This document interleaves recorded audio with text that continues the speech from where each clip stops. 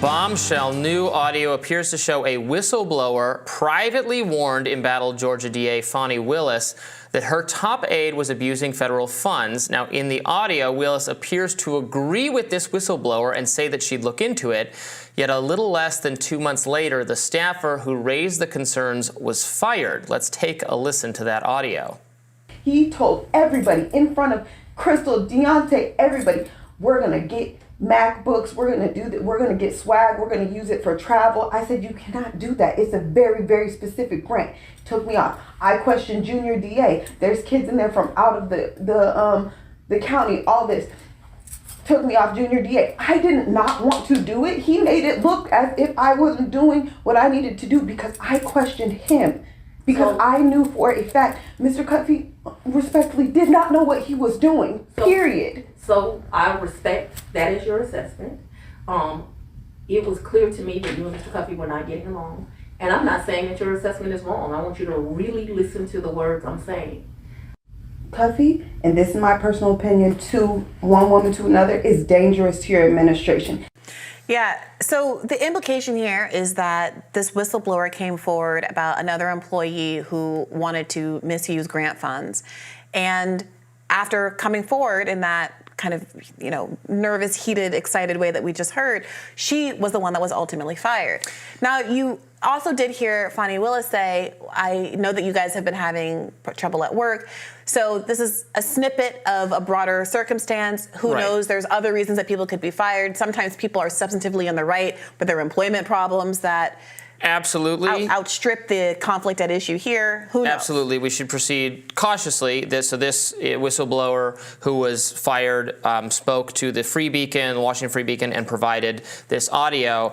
But I have to say, what's alleged in here is extremely serious. What the whistleblower says is that this grant, and the whistleblower worked doing in Fani Willis's office, doing work with nonviolent juvenile offenders. This is important work. That they received a grant from the federal government earmarked for the creation of a center of youth empowerment and gang prevention. Again, that sounds like a very worthy cause for public funding.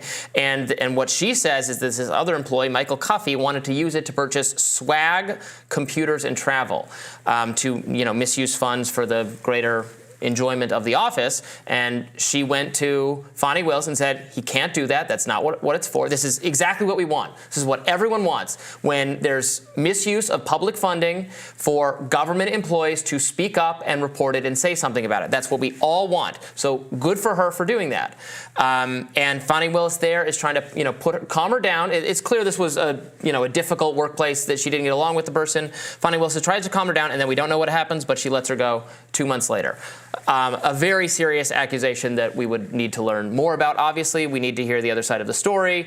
But I'm glad this person has come forward because, frankly, independent of the Trump case, it really doesn't have anything to do with the Trump case. It could speak, further to just Fani Willis's judgment. Obviously, she's involved in this other national story about whether she whether she herself misappropriated public funds by hiring her lover at the time, who's now divorcing his wife, and they are a couple, it seems to be, and then that not that hiring him was necessarily wrong, but then he took her on trips, so it's in some indirect way a kickback.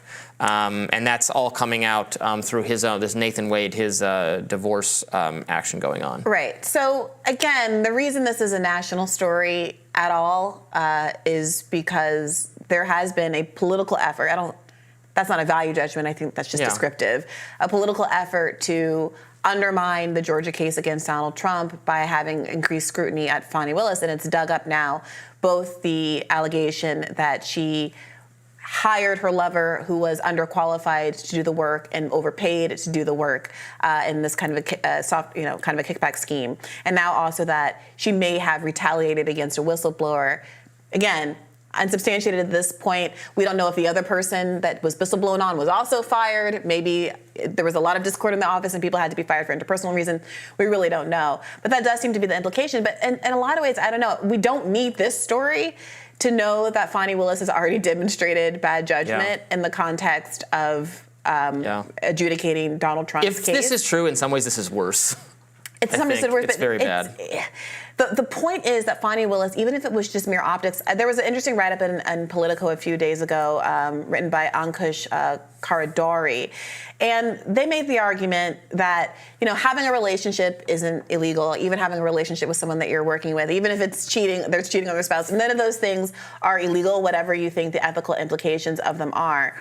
But the question is whether or not he was overpaid, and whether or not he was hired when otherwise he wouldn't have been hired because it inured to the personal benefit of Fani Willis, which again I think distinguishes it from the Cori Bush case, where at least the Congressional Ethics Office looked at this and said, well, he is qualified to work security for her, and he is getting paid a standard amount, and she does have these real security needs based on the number of threats that she's getting.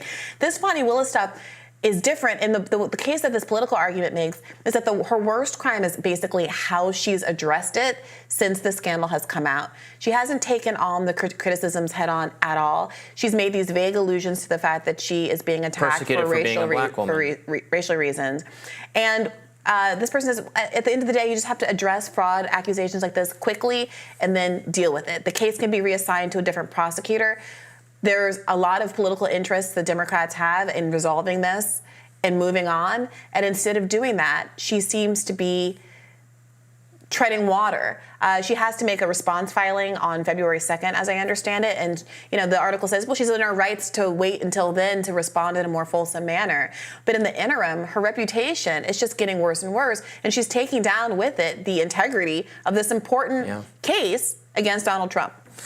And this whistleblower, I didn't use her name, but her name is Amanda Timpson. She has been named. This isn't an anonymous accusation against Fani Willis. She has come forward to present her side of the story. She gave audio to support her side of the story.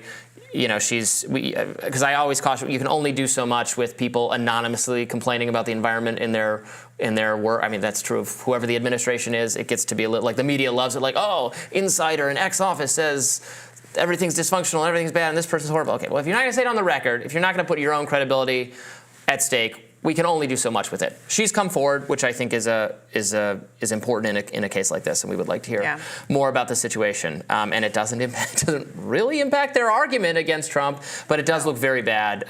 Just get rid of her. I just can't for the life of me understand why she's not gone already, for the sake of the country. Democratic donors should be lining up to say, I'm going to give you some cushy job elsewhere if you just step down from this case and let it proceed, because the stakes are just so much higher than you.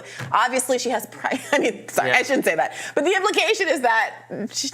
I mean, I don't quite know what the precise mechanism is here. Could she recuse herself and they have appointed some other DA to handle it? Does she need to actually exit the office? I don't know. No, I don't think she has to exit the office at all. But I think the case can be reassigned to a new prosecutor. It should not be handled by her at this point. And even if it's not her, move the partner at the very least off of the case. But this is so unnecessary. Why are we holding on to these two people being involved? I just don't get it. Fun stuff. More Rising right after this.